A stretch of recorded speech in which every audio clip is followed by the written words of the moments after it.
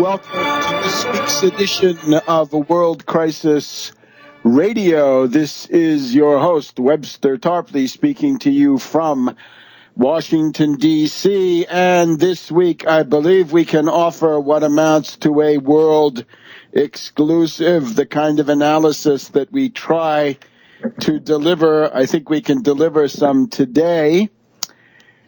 And it revolves around the great questions of war and peace, specifically Syria, the Assad government, once again threatened by warmonger elements here in the United States, in particular by those bankrupt and stupid parts of the intelligence community who were so focused on their hatred for Assad that they neglected other more serious threats coming from this attempted Tamerlane operation, right? Timur Lang. We can read Christopher Marlowe's version of Tamerlane the Great, how a very small force can, under conditions of social breakdown, become a real threat. Anyway, those bunglers are still at it. Here's what it comes down to. We warned you that Republicans are warmongers. Republicans are warmongers. There are no significant exceptions because they're all appealing to the same warmonger, bigoted, racist base. That includes Little Rand Paul. That includes Cruz. That includes every one of them.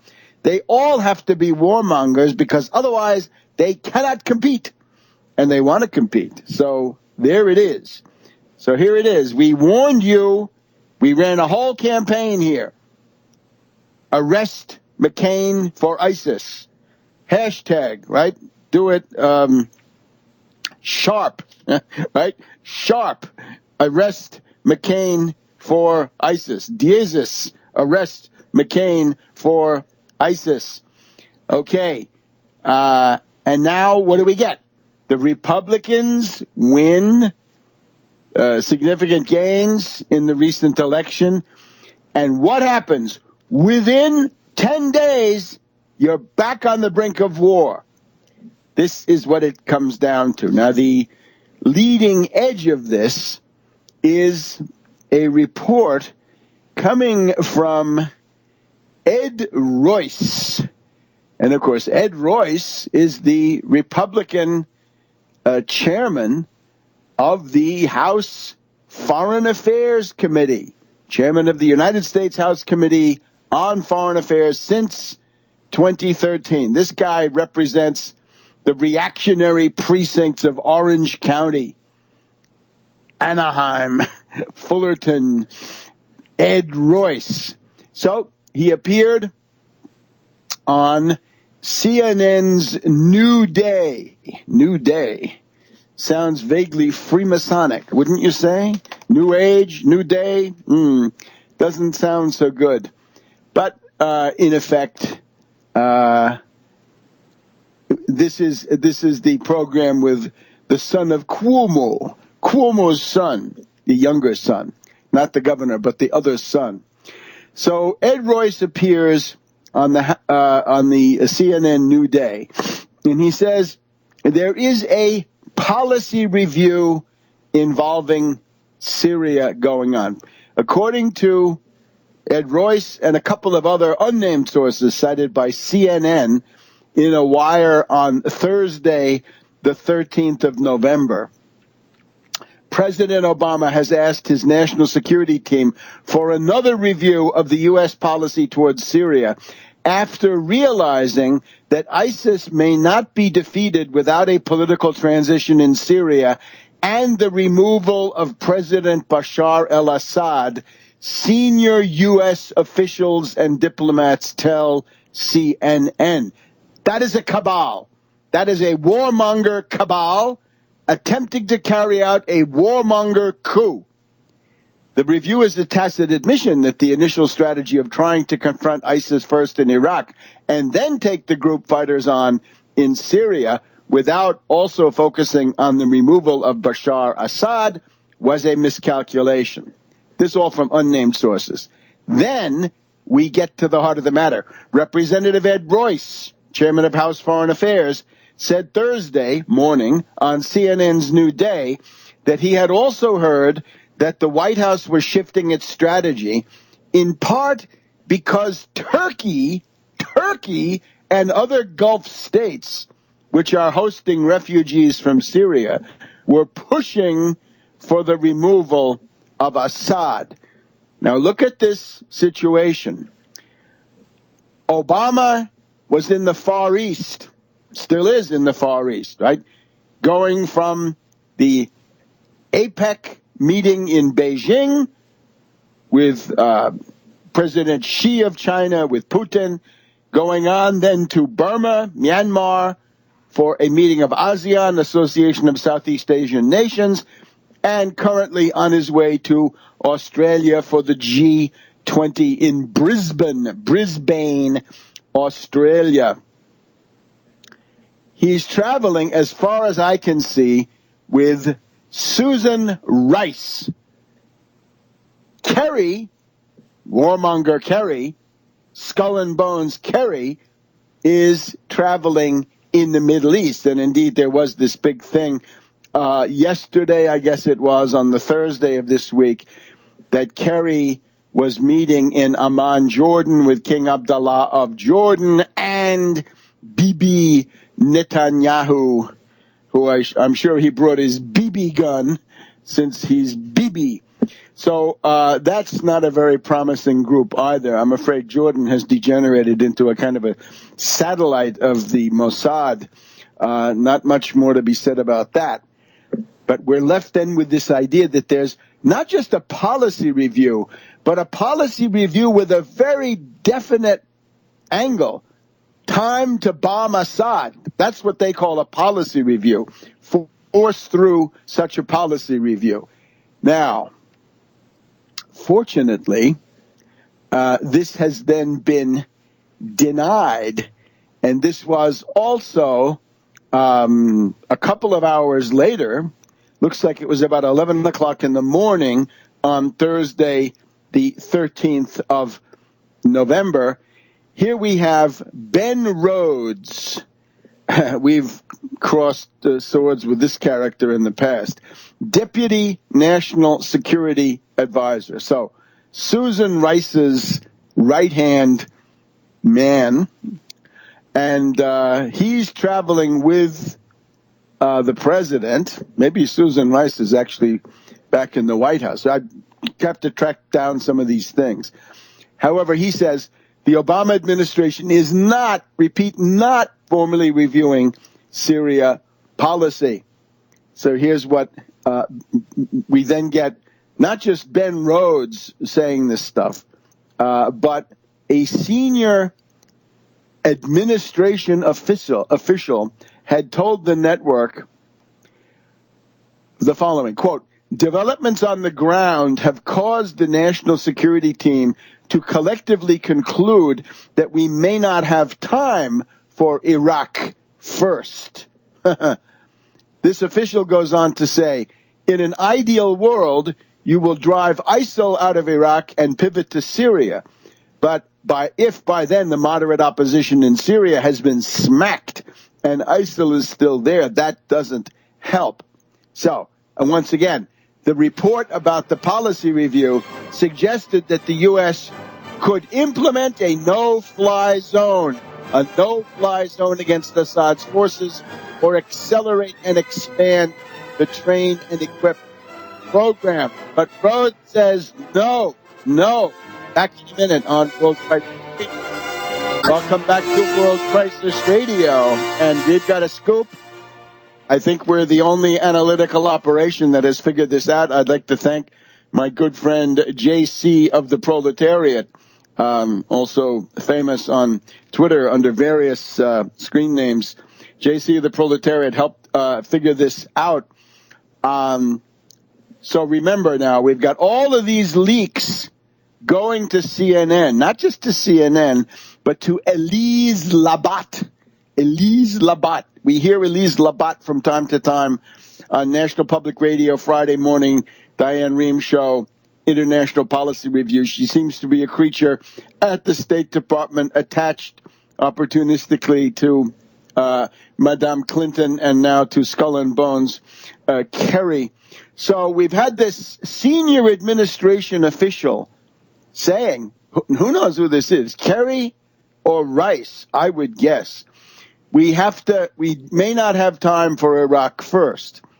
Now, the issue is a no-fly zone against Assad's forces. Well, that's a huge air campaign against Syria.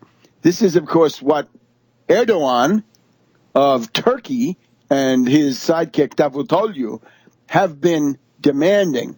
And the answer to that is no, 1,000 times no.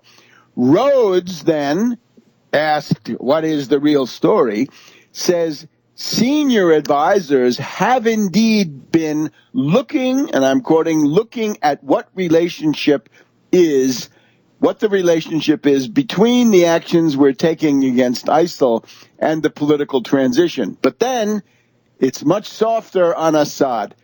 Ben Rhodes, deputy to Rice, says he would not rule out, quote, he would not rule out the prospect that you could defeat ISIL absent a political transition within Syria. In other words, it's perfectly feasible to defeat ISIL without overthrowing Assad. Rhodes says there have been regular meetings. We're aware of about 4 in the week of the elections, the previous week, first weekend in November. Rhodes acknowledged that there had been regular meetings with the president where Obama has joined in with his national security team on the issue. Rhodes says, clearly no one is satisfied with the situation in Syria as it stands. We haven't been happy with that. We're always going to be taking a hard look at what more we can do to effectively degrade and ultimately destroy ISIL and then have a transition to a stable Syria. Okay, certain degree of double talk. Rhodes, of course, designed the television coup against Assad in the summer of 2012, July 2012, attempted decapitation of the regime of Assad. Now, what could the trigger for this be, right? Why now with this stuff? Well, on the one side, Republicans have gained power, more members of the House, indeed more members of the Senate. Can we look at Royce and say he's a satellite of McCain and Lindsey Graham and the Amigos and Kelly Ayotte, that clique, warmonger clique? Quite possible. The other thing, though, is have we reached a threshold of effectiveness in the U.S. bombing of ISIS and similar terrorist groups, right? Enemies of civilization, all the way, nothing to be done but the use of force. Very sorry. This is the way it is. Regretfully, but this is the way it is. And they've been created by the U.S., Saudi Arabia, NATO intelligence, but it's like Hitler. Once the Frankenstein monster is coming at you, you've got to do something about that. Now, I'm going to just try to mix in two elements here. You remember that Kerry has a track record. Kerry's track record is that if we go back to June of 2013, Kerry was demanding an immediate attack on the forces of Assad. Remember this? And interestingly, it was occasioned by a development on the ground. The fall of Qusair, the city of Qusair, near the corner of Syria that faces Lebanon, key pathway for logistical deliveries and so forth by the various corrupt pro-Western political elements in Syria. We don't need to go into who they were. But the idea was that probably the biggest single military turning point of the entire Syrian civil war is when the Assad forces, backed up by Hezbollah, took over Qusair and kicked out the various terrorists at that point, different mix of organizations. But that was the idea. Within a couple of days, Kerry was demanding the bombing. And you'll remember, we focused on this quite a bit when it happened. There was a clash then between Kerry and General Dempsey. And General Dempsey said, you don't know what you're doing. You don't have an entrance strategy. You don't have an exit strategy. You don't seem to realize that this would require the complete destruction of the entire Syrian air defense system and landing fields and all the rest. And then Kerry was rebuffed. Notice he did it in a meeting where Obama was not there, and he demanded immediate bombing of Syria in a meeting where Obama was absent. And that seems to be the idea, except this time Obama is even more absent. He's on one of the longest trips of his presidency. He's out of touch. Therefore, I would say to Obama, watch out. The mice are playing, right? When the cat's away, the mice will play. These are not mice. These are monsters of warmongering. And let's just also see this other angle. When Dempsey was talking to Kerry back in June of 2013, Dempsey said, look, do you realize what you're asking for? We would have to wipe out the Syrian Air Force, air defense, radars, missiles, and all that. At that point, Dempsey said, that's at least 700 sorties. Go back and look. Now, what we've got now, as of the 24th of October, and I'm sorry I can't find this. There's nobody who publishes this stuff. We don't have the ISIS sortie count. But by 24 October, 6,600 sorties, most of them fueling, refueling, and reconnaissance. But of those, 632 sorties were actual airstrikes with 1,700 bombs. And it looks like it's taking a toll. They almost killed one of the top people. They did kill some last week. Maybe that's the trigger. Back in a minute. Welcome back to World Crisis Radio. Webster Tarpley here in Washington, D.C. So we're following the attempted war coup triggered by, on the one side, the new power of Republican warmongers in Washington. You'd think that would have been an issue in the election campaign. I tried to make it an issue. Arrest McCain for ISIS. Not just warmongering, but warmongering against a Frankenstein that you yourself have created. And on the other hand, the fact that the cumulative effect of the U.S. bombing, despite the scorn heaped on this by the reactionaries, the defeatists, and those who actually want a wider war, they say bombing isn't enough. We demand the ground troops. Well, Operation Inherent Resolve has had significant effects. So 632 of these air sorties were actually bombing runs. 1,700 bombs dropped. Heavy casualties for ISIS around Kobane. We're going to see a program on Friday night. By the time you hear this, you'll have to go and look at it, look for it in the archives. But on MSNBC, Richard Engel, dubious character, but he's been in Kobane with the Kurds, and he's been interviewing. So Engel will by now have said what he's going to say, and it's going to be interesting because if he plays up the bravery of the Kurds against ISIS, that ISIS can be defeated, can be killed, then maybe some wind is blowing, right? Different factions choosing sides on this attempted war coup, I would guess by Kerry, McCain, and their various cohorts. But now, let's look at some of the answers. There was testimony on Capitol Hill yesterday, and here the usual team, Hagel and General Dempsey. Hagel wearing a Band-Aid on his left cheek. Did somebody slug him? Did Susan Rice come at him with a stiletto? I don't know. But this is a very interesting clarification. According to this, Defense Secretary Chuck Hagel shot down reports that the Obama administration is considering a change of targets in its fight against the Islamic State.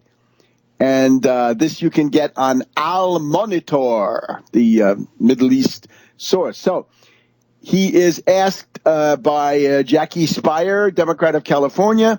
She is interestingly against training and equipping the Syrian democratic terrorists, right? The wonderful Free Syrian Army of Terrorism, interchangeable in a moment's notice with al-Nusra and or ISIS or anything else.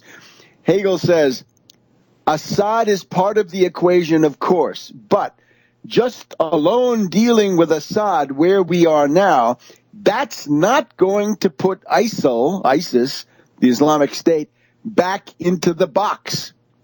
And turns out that the substance, we have a memorandum from Hagel which talks about these same things, right? This goes back to early October.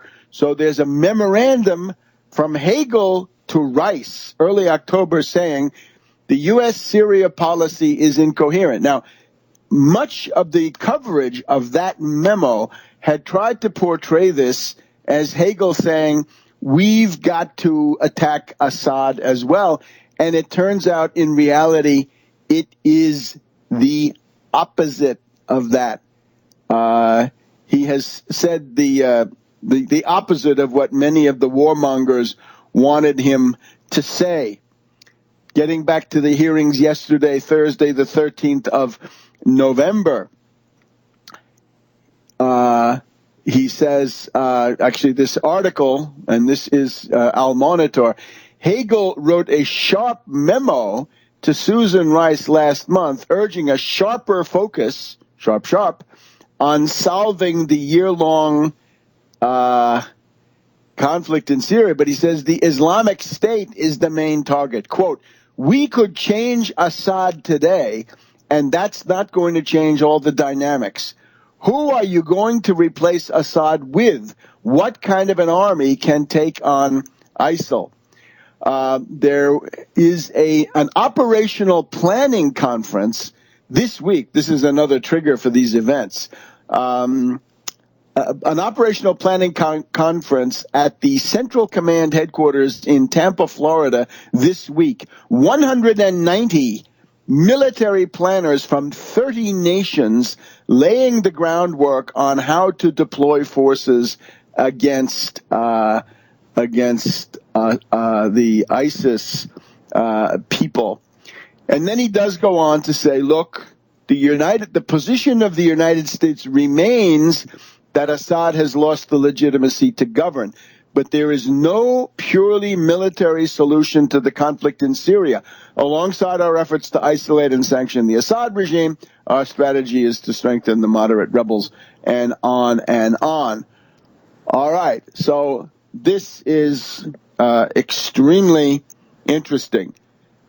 And let's think about what we might compare this to. Well, there is the famous moment in March 1999, the wounded Clinton, having just escaped conviction after being impeached, was skeptical about, as we reported it at the time, skeptical about bombing Serbia. But Al Gore gave the order while the Russian Prime Minister Primakov was flying across the Atlantic. He turned back when he got that news, and the possibility of a negotiated solution was out the window. It could have been had then as it was had later. That's one. But I'm thinking of another one, an even more horrendous one, from the U.S. point of view at least. And that is the infamous Cable 243. This is the cable that was issued by Averell Harriman, also of Skull and Bones, Kerry, Skull and Bones, Averell Harriman. This is August 24th, 1963, just before the Kennedy assassination. And it is a cable that was written principally by W. Averell Harriman, Roger Hilsman, and Michael Forrestal, a stooge of this faction, right, having this family heritage. President Kennedy was on vacation at Hyannis Port, and Defense Secretary McNamara on vacation, even CIA Director John McCone, for whatever that's worth, on vacation. This was the one Kennedy put in after kicking out Allen Dulles. So Kennedy is at Hyannis.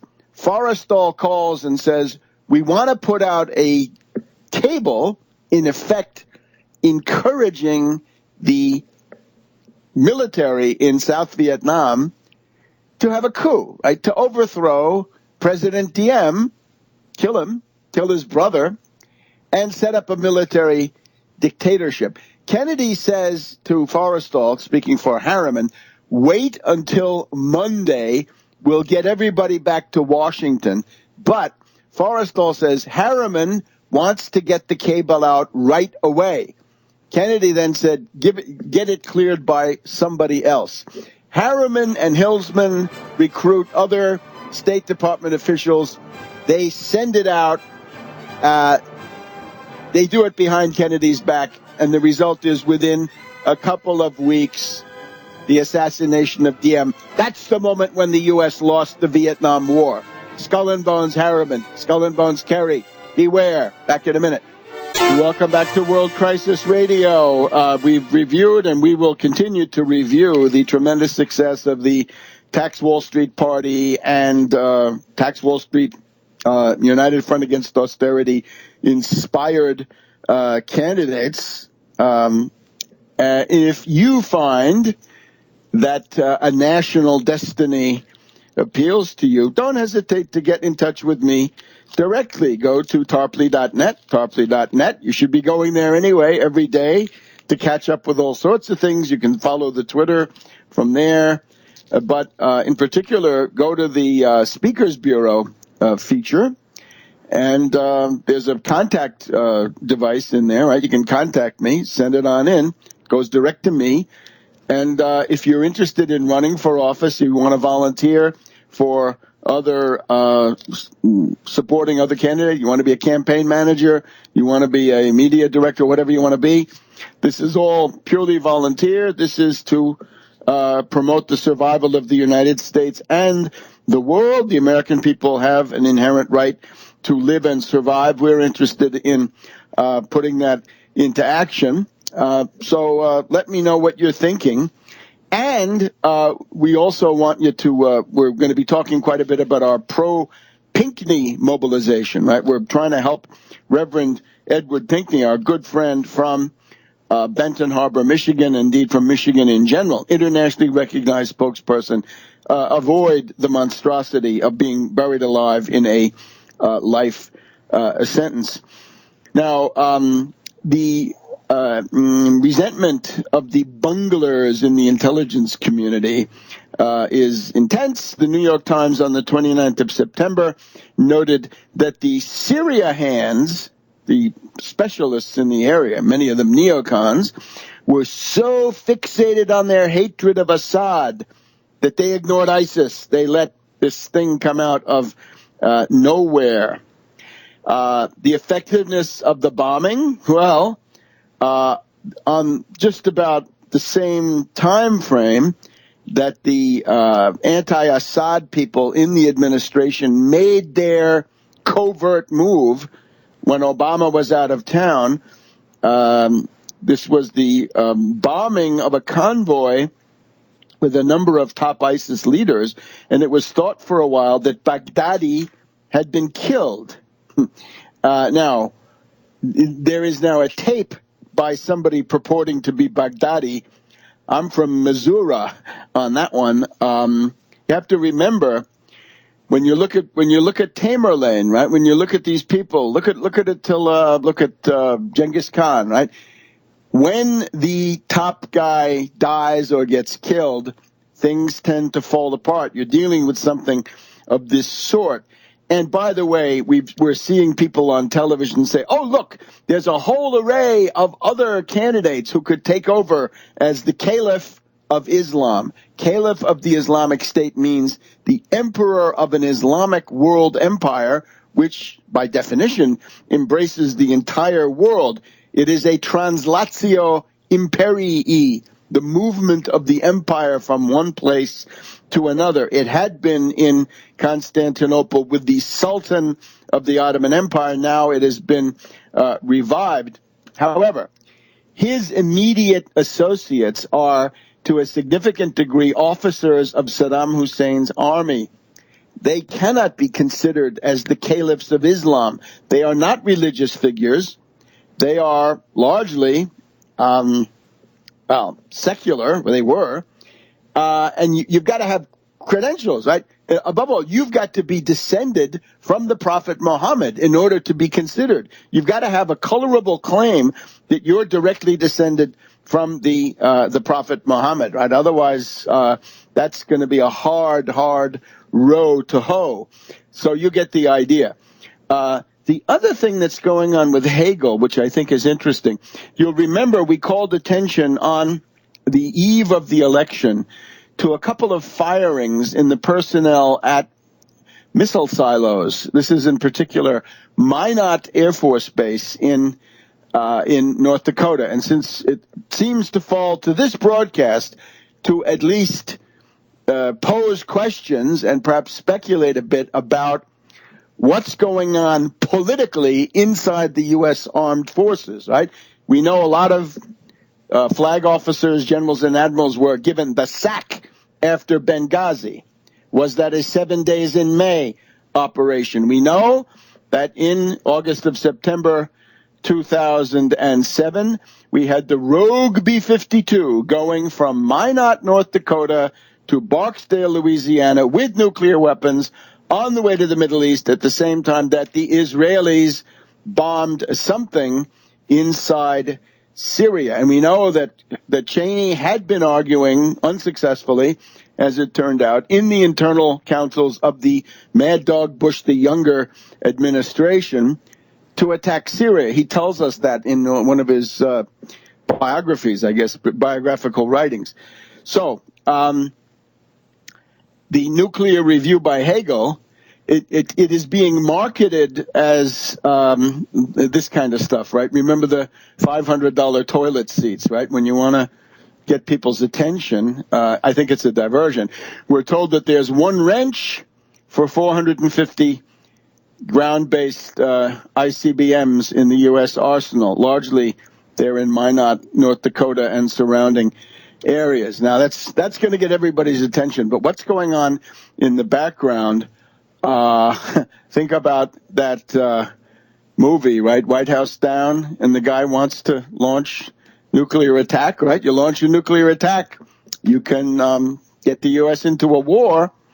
And you'll remember that one of the features of 9/11 was an exercise that involved a bad rogue insider trying to launch nuclear missiles at somebody, and that would have led to war there too.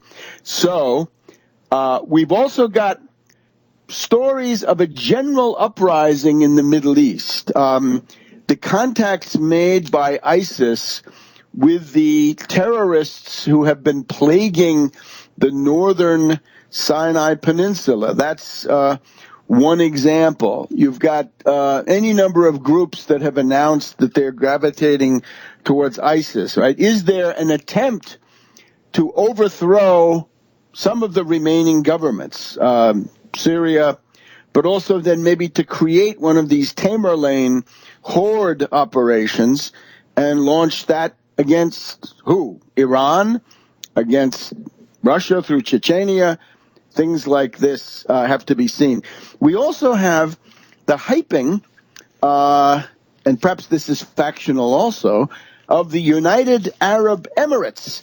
The Washington Post on Sunday discovered a love affair with the Emiratis, a quiet, potent ally to the U.S. American generals called the UAE Little Sparta for its ability and willingness to fight. By Rajiv Chandrasekaran, right? This was the I believe the daily life in the Emerald City, right? He's a veteran of the Iraq, the original Iraq debacle. All of this stuff would indicate that an attempt is being made. And again, my guess is Kerry, probably this General Allen. Remember, he was part of the Benghazi operation, was then ousted because of his contacts with Jill Kelly, but that's not the real reason. He's come back in through the back door with Kerry, so we've got Kerry and Allen, bad news, and then we've got other forces, right? We've got McCain, we've got Lindsey Graham, we've got Ed Royce, presumably a part of that. They seem to be pushing. And indeed, one of the tremendous failings of the Democratic Party is remind people who the warmongers are, assuming it's not you. Of course, when you have Rhodes in the White House. There were 4 meetings last week with Obama, stuff going on quite intensively. It's time to get on Twitter and go for arrest McCain for ISIS.